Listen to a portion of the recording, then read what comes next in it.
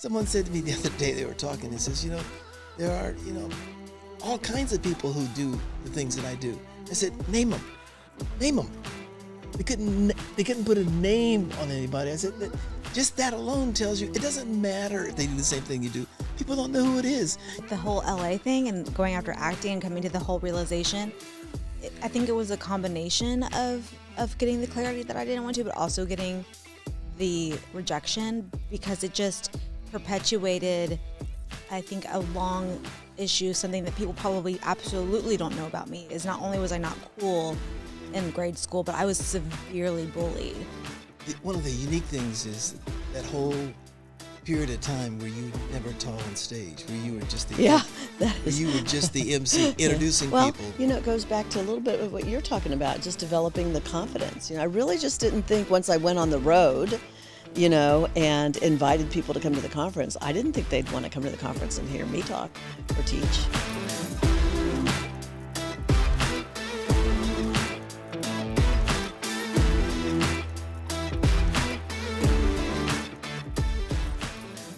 Welcome back to another episode of She Means Millions. Millions. Today, we're going to get a little personal. We haven't been getting personal? A little more personal. Okay. All right, I just want to know. Yeah. Where we're going. Yeah. So I want to know about your weirdest habit. Do you pick your nose or not? Oh my God. I mean, really. This isn't Jerry Springer. I mean. My weirdest habit. No. What is my weirdest habit? I use clippers. I have some what do you call it? Electric clippers for your nose? Yeah. Your nose hairs? Yeah, exactly. Yeah, I've used it on occasion too. How about you? Yeah, you kick us off. What is your weirdest habit? Yeah, do you pick your nose? Can we move off the nose picking conversation and just talk about weird habits? Oh my goodness. Don't we all though? No. Let's see. Weirdest habits. I don't know. I'm not weird. Why is there silence in the room? I have a habit. I don't think it's weird, but people think it's weird. And that is I iron my sheets. That is weird. That is 100% weird. She irons.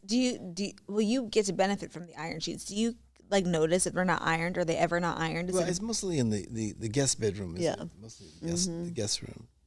She likes to prep it and have it look, she likes it to look real crisp, which I think is nice. I mean, honestly, I'm just glad I don't have to iron them. Yeah. It takes a hot minute, honestly. But Yeah. but all our guests say something about it. Yeah. Those crisp sheets. Just the bed in general. Yeah. It's pretty luscious. Yeah. Yeah, you really do the guest bedroom right. I wonder, you must feel like you're slumming it when you come sleep over at my house. No, I don't actually. I love those sheets. I've tried to find them because they're not cold and they're not hot. They're that perfect. I've talked about them, haven't I? They're also never ironed. Yeah, I know, but it's okay. No, that is an interesting one. Yeah. It's a little idiosyncrasy of mine. What would people I don't know that you own an iron. I do. Oh, you do? I've never seen it. Do you know I don't where it's I at? do. It's just out do? of reach. That's why you don't see it often, because Travis in his 6'4" self has it up on the top shelf. So I have to get a stepping stool out to He get just up. probably knows you're not using it. I So mean, it's in the way. it's not true. The steamer setting on the dryer does a great job. I know you always have Tatiana's. Where's Tatiana's clothes? I'm ironing them in the dryer. yeah. You're de-wrinkling. Yeah. The de-wrinkle setting. But yeah, it doesn't give you that crispness. What's something, Brianna, that people would be surprised to know or just simply don't know about you? You know what's really interesting is I can't tell you how many people that know me as an adult have said to me, "You must have been a cheerleader." They think I was a cool girl. And I'm like, no. Farthest from it, I was a total band nerd. So I think people are surprised. And in speech and debate. Yeah, and in speech You were and the president of speech and debate your senior year. Yep. Yep, and a color guard girl, I color guard know. captain. Yeah. Yeah, so totally like the opposite of the cool girl growing up. So people are oftentimes surprised by that. I think because I didn't peak in high school. Yeah, but there was something about you because that star football player Okay, Mom. really tried to I don't work know. his way Okay. to get your attention. And off we go. Yeah. But yeah. I mean, for being the nerd. Yeah. For sure. Mm-hmm. I don't know. People are oftentimes surprised that I wasn't cooler, like a cool kid in high school. So this might be a good thing for each of us to do, is to tell, okay, like things that I would know about you, people might be surprised to know, or about Brianna. You know what I'm saying? That we say something about each of us. Oh, yeah? You see So I'm what do you think people would be surprised to know about me? I don't know if surprised to know, but I'll just say, you know, that you're a competitor. That was what I was going to say. You're a competitor. Fiercely competitive. Yeah. Yeah. But Even in band, you had that one guy that was always challenging you for first chair. And one time you lost, and you were like, "That is never going to I happen don't like again." losing. Yeah, right. no, you're a competitor, and you work at it. I remember, you know, on the color guard, how you practice and practice and practice and practice. And the same thing with the saxophone, you know, just. But you're a competitor. And your presentations. You have a level of excellence within your personal constitution as a person, that you perform at a certain level, a level of excellence. That's true. Yeah. Yeah. You know, That's why that 1% thing became you only have a 1% chance to live. For me, was like, she's always been a 1%er. I mean, she knows that. She knows what that means. Wow.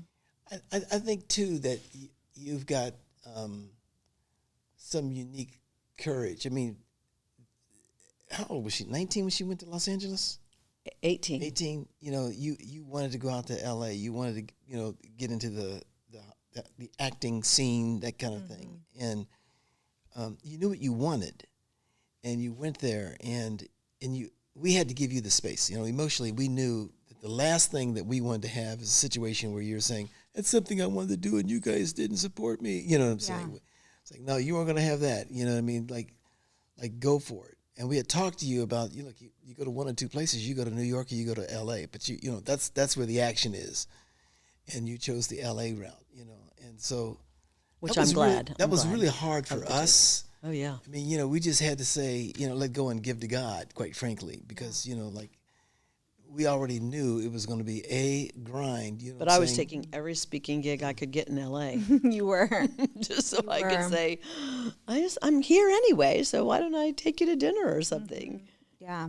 So you're courageous, and you know, and you experienced some things that told you, and you can speak to this better than we can, but you know, something inside you at some point said, you know what, this is not the way I want to roll. Yeah. I don't feel. In other words, let me say this: I didn't feel like you gave up.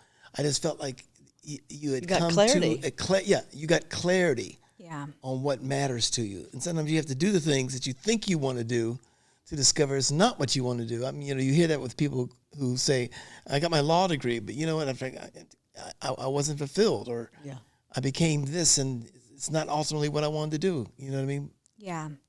I think, well, so with the whole LA thing and going after acting and coming to the whole realization, I think it was a combination of getting the clarity that I didn't want to, but also getting the rejection, because it just perpetuated, I think, a long issue. Something that people probably absolutely don't know about me is not only was I not cool in grade school, but I was severely bullied in middle school. And it instilled in me at the age of probably 12, 13, severe, just a lack of confidence in my body image. I had major body image issues. And I think I struggle with body dysmorphia, where I see myself differently than other people see me. And so, not as much now, but definitely growing up, I definitely thought I was a big girl, even when I wasn't. And like in high school, I think I actually got kind of cute in hindsight looking back, but I didn't see myself as that because I saw myself as a middle school girl that was so bullied for being fat and not pretty. And so when I went to LA and I started to get all of the rejection, there were a couple of things I didn't like about that. Number one, the little confidence that I felt like I had cultivated was definitely shattered by all of that rejection because it was very subjective. But the competitor in me also didn't like other people calling the shots. Mm-hmm. Like I was used to the culture. And it was so subjective too. It was so subjective. You'd get called back. You'd get called back. You felt like you had something. You know what I mean? Yeah. And then suddenly. Up until that point, I was used to being the person that if I just worked the hardest, I would get it. And that's just how it worked. Like if I practiced flags and my rifles the hardest, I was going to get color guard captain. If I practiced saxophone the hardest, I was going to get the top band. I was going to get the first chair. I was going to get the solos. If I practiced this the hardest. But this was the first time in my life that it's like it didn't matter how much I practiced and how great I was. I could lose it because I was too short for the counterpart. Or my, whatever the case might have been. I was too curvy for whatever. And like that kind of feedback was really killer, but it also was really clear that I had to have such a like strong passion for this that I was going to be willing to stick that out and let someone else tell me I was right for a role. And I just really, that just went against everything that I stood for. I wanted to be able to call the shots. I really like the whole notion of if you work hard for something, it will pay off. And if I worked hard and I stayed at it, it probably would have over time. I just didn't want to spend that much time. It was really hard on me, that era.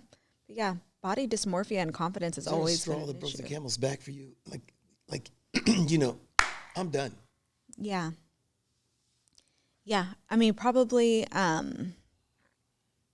that last audition for me. I had gone through like a screen test. Like I had gotten really far and I ended up losing the role to an actress that's actually got famous from that role. Well, I don't know that she got famous from that role, but she became very well known through her role. Her name was Lucy Hale. And she was a very similar looking girl to me, but she was more petite than me.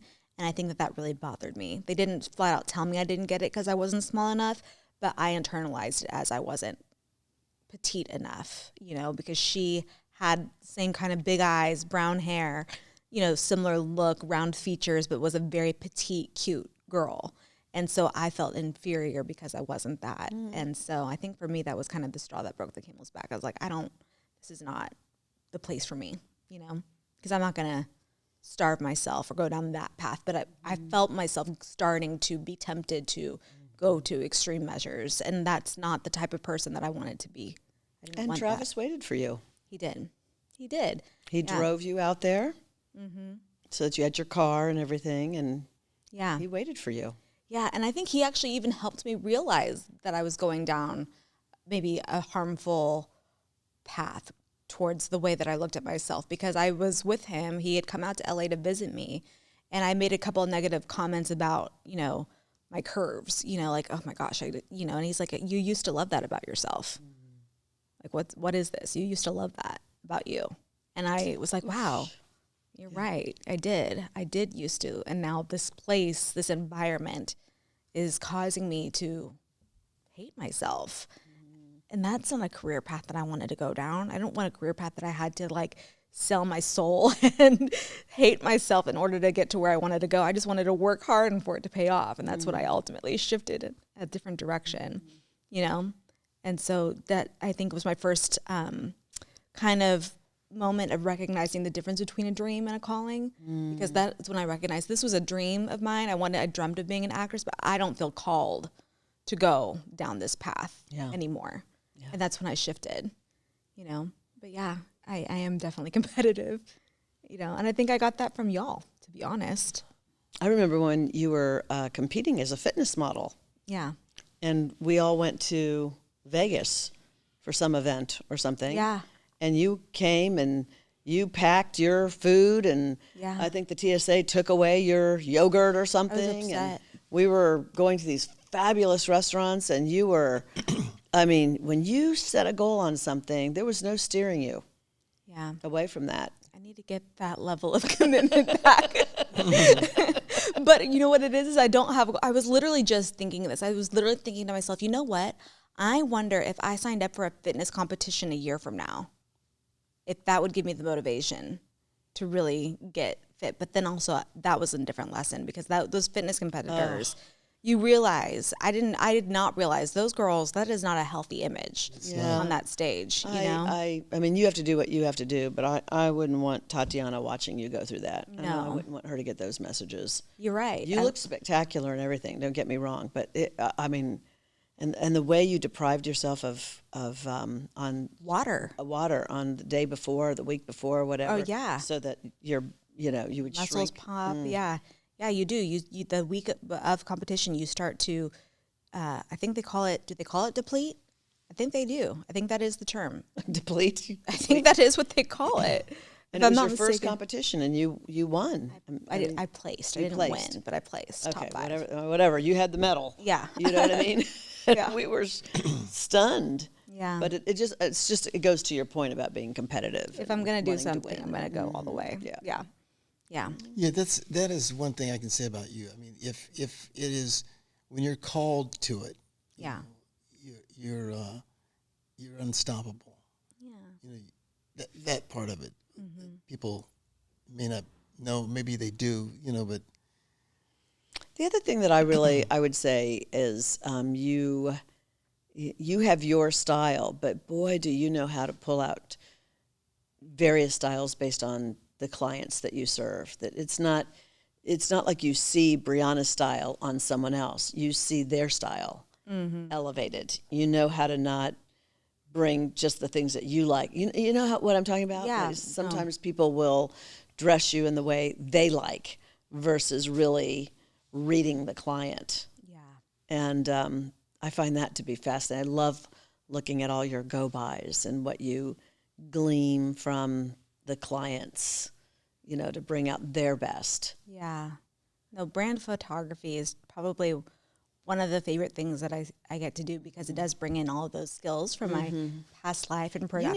You need to have a sizzle reel on that just shows the people and the style, how you styled them, and the repertoire of different looks is very powerful. Well, and it goes to team, because I don't do the styling, but I have a great team and great communication. I give them great direction so that he knows what to do. Yeah, but you give him the go-bys. I do give him the go-bys, and then he takes that and he puts his spin on it. And sometimes his interpretations aren't completely aligned with what I give him, but it ends up working out, and sometimes we have to work to find the look. But explain what go-bys are. yeah, so when we do brand photography, we don't just show up to the photo shoot and take pictures. We really prepare. And I know a lot of people prepare, and they're like, yeah, I'm going to wear these outfits, and I'm going to bring these props. But no, we really nail down exactly to a science every shot that we're taking and why we're taking it. So we know what shots. I need a banner photo. I need a wide shot. I need a hero shot that we can use for her, her speaker headshot when she goes on stages. We need a upscale one and one that's a little bit more relaxed depending on the type of conference she's getting booked for. We need something for the podcast. We know everything that we need to shoot, and then we plan the looks accordingly. So typically for a full day brand shoot, we plan 4 different image sets is what I call them, and I create go-bys for them, meaning this is what the team is going to go by to create the look. So that way everybody that comes on set knows, the photographer knows, this is the way the set is going to look. This is the way the talent should be dressed. This is the goal of this shot. So we all are going by the same unified vision, and that way no one's confused around what to do. So oftentimes I'll send the go-bys to the photographer ahead of time, and he'll set up the set before we even get there, because he saw, oh, this is the look that she's going for this first image set, so we can all be prepared and really get the best out of it, which is, I think, a detail that most people don't get with brand photo shoots, and you don't realize until you experience it that it really is another level, and the end product is always elevated. Tenfold. Yeah. For sure. Yeah. Do you feel like you're drowning in your business? Like you're doing everything and something has to give, but you're afraid it might be you? What if I told you there's a network of over 500,000 women entrepreneurs, all dedicated to supporting each other, a network of women helping women? I'm Sandra Yancey, founder of eWomen Network, and I'm inviting you to join us and become a member. eWomenNetwork.com. We can't wait to meet you. I also think you are a fast assimilator, where you assimilate information, content, strategies quickly. You know, it's just something that I just noticed that, you know, you pick up on it, you identify with it, you are able to incorporate it into things if they fit in some way that enhances what you're working with, you know. So your assimilation skills, these are things that most people wouldn't know unless they worked with you, if they were around you. Yeah. Yeah.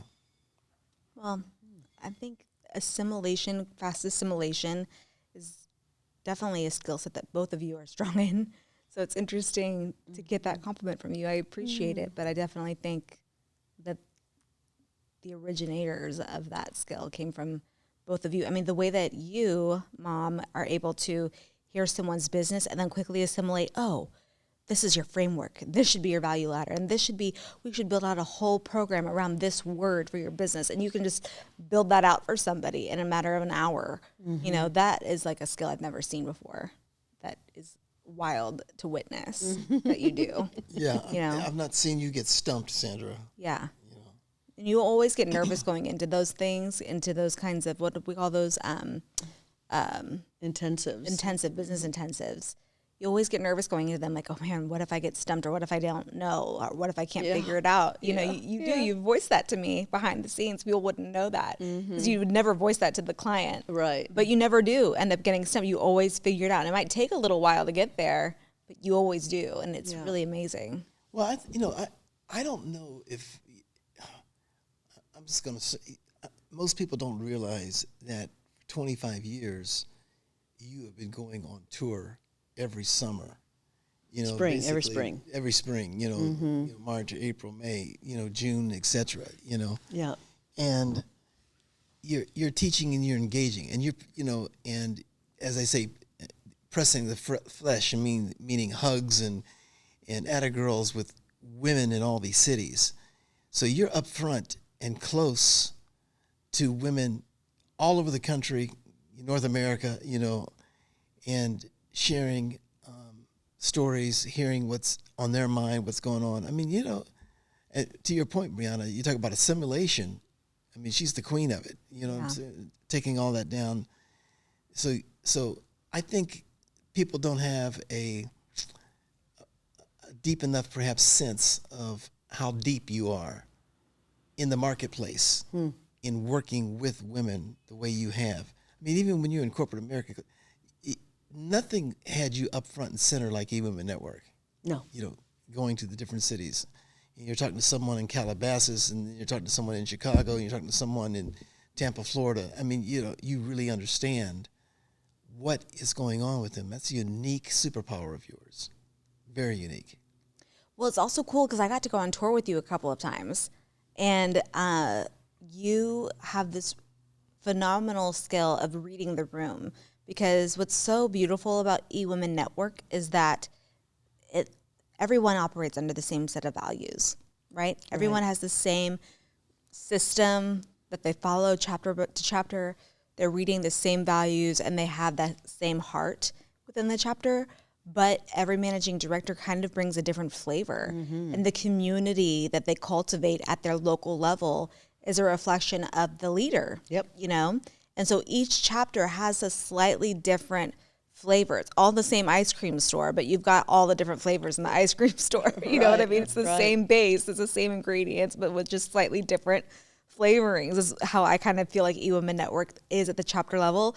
And you're able to go into each of those chapters and be able to really quickly read the room. I think coming back to the whole being able to assimilate, you know, and you can deliver the same message, but tweak it just enough so that it lands right with the right group, you know, because you're able, you know how to connect with people and how to meet them where they're at. It's not about changing your message or changing who you are by any means, but it is about being able to deliver your message in a way that actually can create an impact. Yeah, and the way I've been able to do it is that I'm there early. Yeah. I don't just arrive to get on the stage. Yeah. You know, I get there at the informal networking. Yeah. I'm walking around, I'm meeting people, I'm talking to them, I'm walking to all the different exhibitors, I'm asking them about their business, I'm listening to their language, I'm looking for the themes of things to learn about the culture of the city.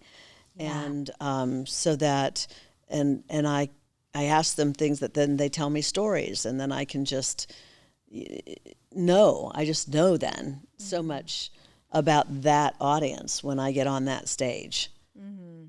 It's powerful. You know, Yeah. I don't think I've not witnessed it. I don't think you can be stumped when it comes to understanding the challenges, the pain points, the frustrations, and the jubilation that women have in the marketplace like you do. I mean, really, that's a unique thing. You ever think about that? I mean, well, I do, but I also think that I've been doing it for over 25 years. So, I know what their pain points are because I've been there, I know what, makes their heart sing because I've had that too. I know what, I know what their blind spots are because I've had to work through my own. I know what will crack the code for them because I know what's cracked the code for me. I mean, we're really not that different, interestingly enough.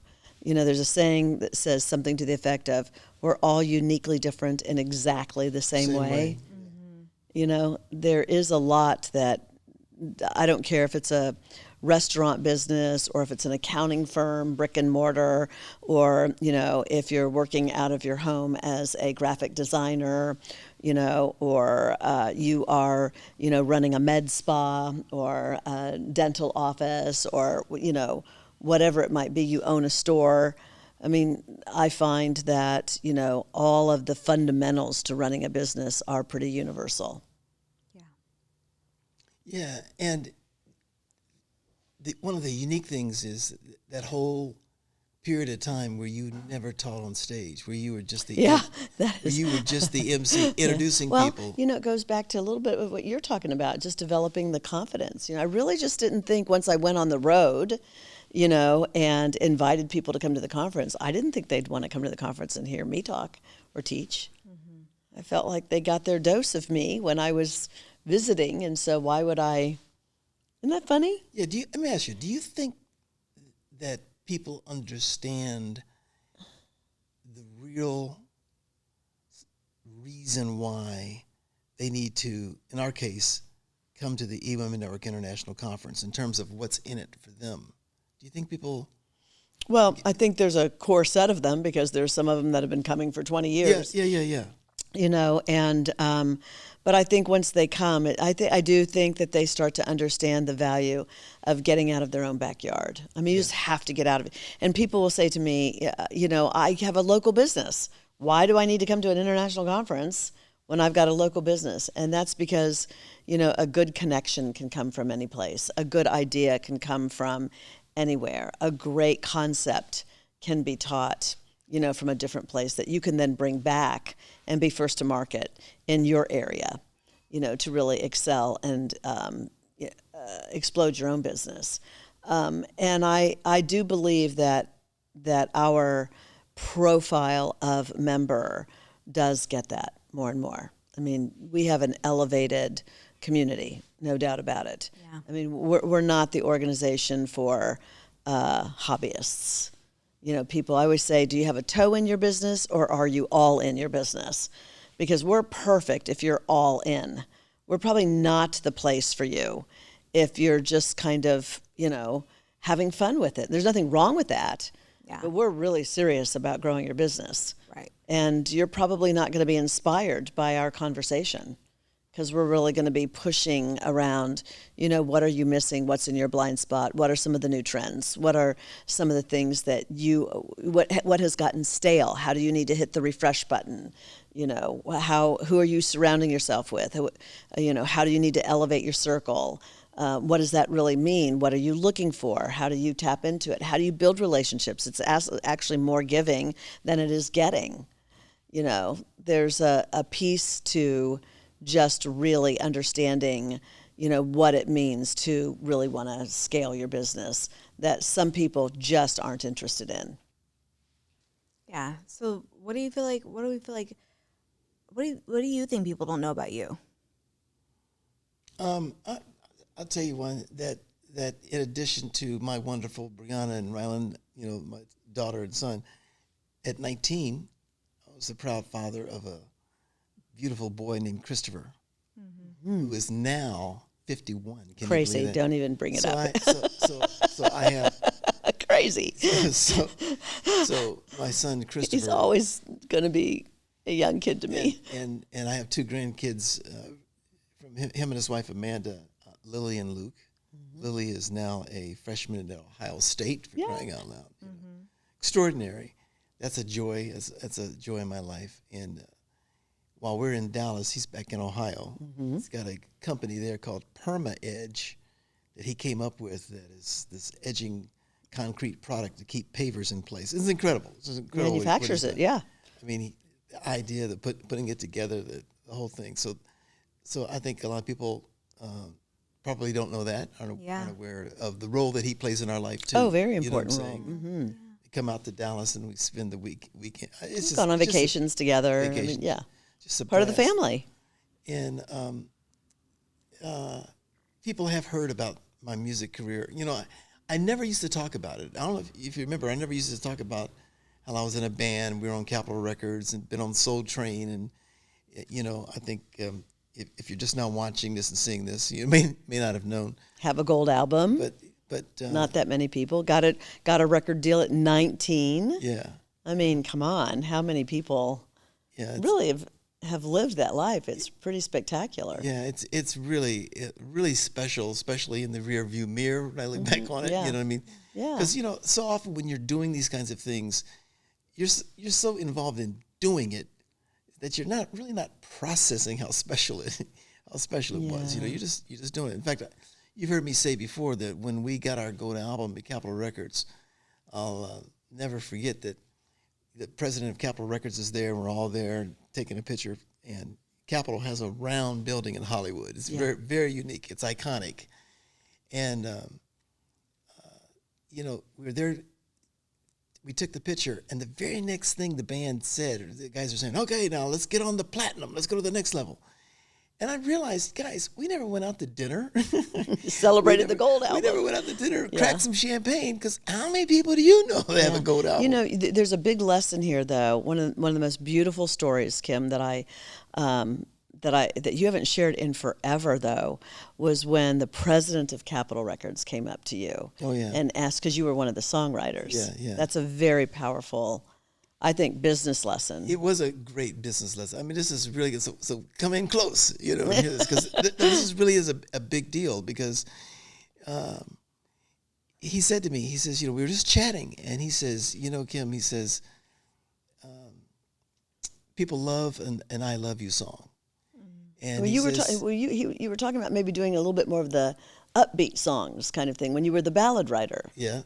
And remember? And he was like, well, wait a minute here. That's when he says, don't forget, people love a good I love you song. Yeah, exactly. Yeah, because I had a song I wrote called I Had a Choice, which has become the most listened to song by our group Sun. And by the way, if you want to have some fun, just go to, sun.band, and you'll see a whole thing on the band, Sun, SUN.band. Anyway, so we were there with Capitol, and we were talking about that, Sandra, and he told me that no matter how big the I Love You song of today is, you got to remember something, that tomorrow the world wants a new I Love You song. Yeah. They want new. And it's a real major lesson for all of us in business, is that when someone, because it's easy for you to say, Mary Jane does the same thing. She owns that space, or she's, right?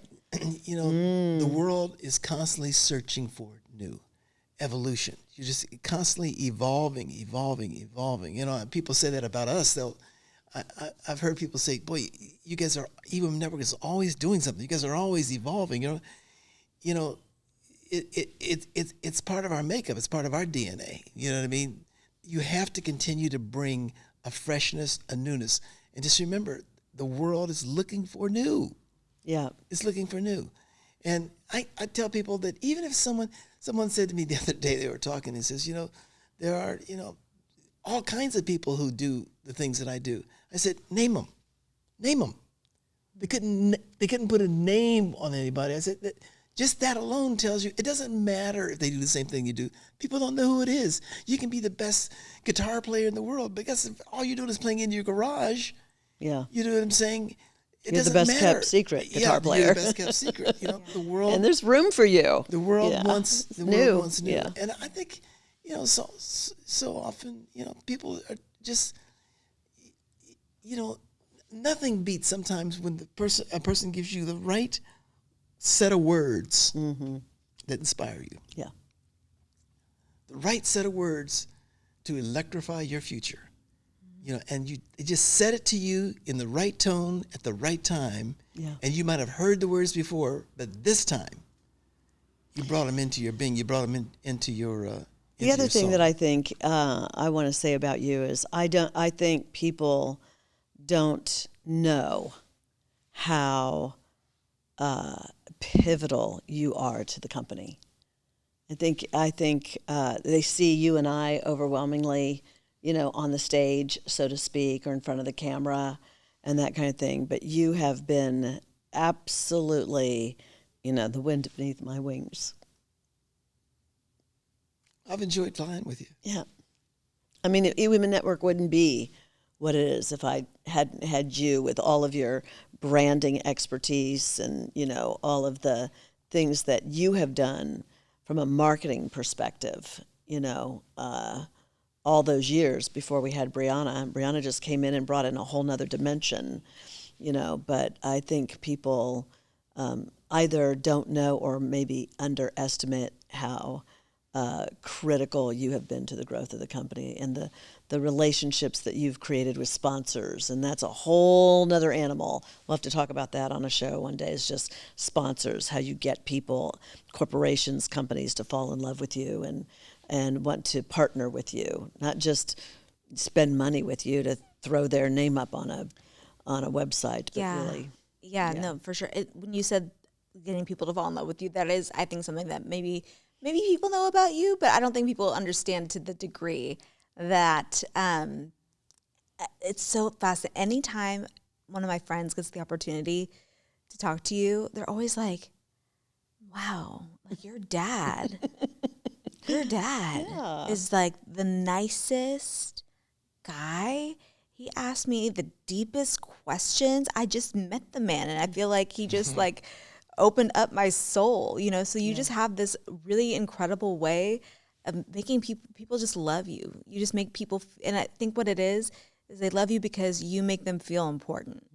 And what's fascinating is I remember you telling me one time that one of the things that you admired the most about Papa, or your dad, my Papa, was that he had a store back in the day in Ohio, and people used to come in, and he would take a minute and just like, how are you doing? And talking to them. And people would come and stand in line just to have a conversation with your dad because they felt so seen. And you were always so in awe of that. And what's so cool is I don't know that that you've adopted that you are that. That's the ultimate compliment. Yeah. Yeah. And I know that all the young guys fall in love with you. All of them. All the, like Ryland's friends and Travis's friends, and they're all like, he is so fly. And Yeah. I mean? Yeah. It is. It's really I fascinating. want his wardrobe. Yeah. But I live with it every day, so I don't see it. Like, I know I have a great dad. Like, I know. But literally anybody that meets you that has the opportunity to sit down and have an eye-to-eye conversation just falls in love with you because of how you make them feel. Yeah. Beautiful. Thank you. Yeah, it is. Yeah. You're a great listener. Rayanne, you think most people know that I had an advertising agency for 15 years? No. Back in Ohio, we were the only agency in the country to handle two lotteries at the same time. We handled the Ohio lottery and the DC lottery at the same time. That was a big deal. Big deal. Those things. But no, I think Over 200 awards of excellence and creativity and businessman of the year and working like crazy, But I think like you, going on stage, like introducing everybody for years, right? Where you never were the keynote. I mean, think about that for a second.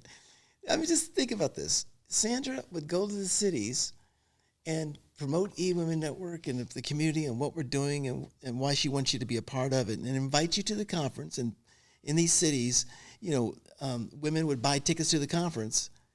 And she personally filled up the conference. You personally filled up the conference and didn't feel, why would they want to hear from me? I mean, just, think about that, Sandra, in terms of what... For years, actually, what you did. I hired an MC, and then when people started encouraging me to get out there, I wasn't comfortable, so we went out together, and it looked like the Donnie and Marie show, And then eventually, it's been a journey, it's been an evolution. And now, when you're on stage teaching, I'll hear women say, I can't talk right now. Sandra's on stage teaching. I've got to get out there. You know what I mean? No, it is a powerful thing to see in the evolution of all that. But to my point, though, was this. Iteration, yeah. Right?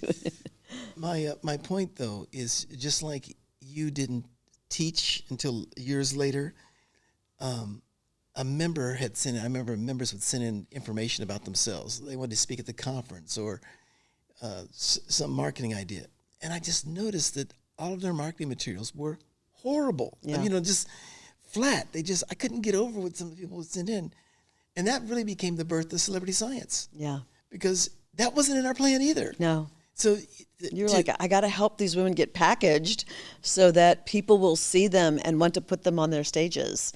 Right, and the next thing you know, we blew up a whole nother division of the company, the whole just thing. Helping individual members, right, develop their own celebrity, packaged in a way that looked like who they were. Yeah, and one of the biggest thrills was when Brianna jumped in on Celebrity Science and brought her skill set to it. I mean, it was elevated. It was elevated. It was electrifying. You know what I mean? But I'm just saying, you know what I mean? Like, it never entered my thought process that we would be doing literally agency stuff. That's right. Targeted 100% for women, even though men do it too. Yeah. Right. But our target, our main audience is female. We can talk about celebrity science and branding too, can't we? You know what I mean? Sure can. Yeah. Mm-hmm. I think we should wrap it up with some rapid fire. Okay. So, rapid fire, what's your go-to snack? Popcorn. A nice chocolate chip cookie with some raisins in it. Yeah, he puts raisins and a cold glass of milk. Yours. Yeah. Probably some cold grapes. I could tear up a whole thing of grapes. I know, it's a new thing for me. I'm newly obsessed with grapes. Purple, specifically, purple grapes, whole thing. Easy. Okay, how about your preference? Phone call or text? Phone call. Yeah, man. For the most part, phone call. Really? Yeah, for the most part. I'm a voice memo. I'll leave a 4-minute voice memo. Favorite movie of all time? Favorite movie of all time? Oh, God, come back to me. I don't know. I know yours. I know yours too. Yeah, you guys know mine. Yeah, Jurassic Park. Jurassic Park. I love that. I get lost in that movie. Yeah. Bridges of Madison County. That's a good one. I feel like I always answer this one differently because I really don't know, but I do tend to always go back to, I do love The Devil Wears Prada. Oh, and it's coming out, the next And one. the next one's coming out. We have I to do the know. opening. Are you going to do it with all your girlfriends? I don't know. Okay, well, if you don't, we'll Okay. do it. What's a rapid fire question? My rapid fire question? Yeah. Oh, my gosh. Best vacation you've ever had? I mean, Europe. For sure. Barcelona specifically. Yeah. Yeah. Mine would be Italy, Florence, Yeah. or Portofino. Maybe Portofino, a little over Florence. Mine would have to be the year that we took the kids to Banff. Yeah. And we did snowmobiling Through the Canadian glaciers. Yeah. and dog sledding with the Yeah, kids. that and was all pretty That magical. was, That was special for sure. yeah. We got to find all those pictures and put them in a book. I mean, it's just too much. Yeah. Yeah, for sure. I love it. Well, I love it. And also, I was actually surprised you didn't say Twizzlers. Whoa, yeah. Because you always have Twizzlers I in do your bag. always have Twizzlers. Always. This woman will be like in the car on the way to the airport, she'll just pull out a Twizzler. Here, you want a Twizzler? Exactly, I do. I have them in my desk drawer right now. Yeah. In fact, even when we do these luxurious trips. Yeah, you brought the Twizzlers. I bring Twizzlers. You brought Twizzlers to Europe and handed them out on the bus. I did. That's true. That is very true. Yeah, It is that's so me. funny. Strawberry Twizzlers. Specifically. Yep. So funny. Yeah. Awesome. All right, y'all. Well, this was a good episode, I feel. So why don't we wrap this one up? How about That's good. Yeah. how we close it out? Love to talk about women and the fact that they don't just mean business. She means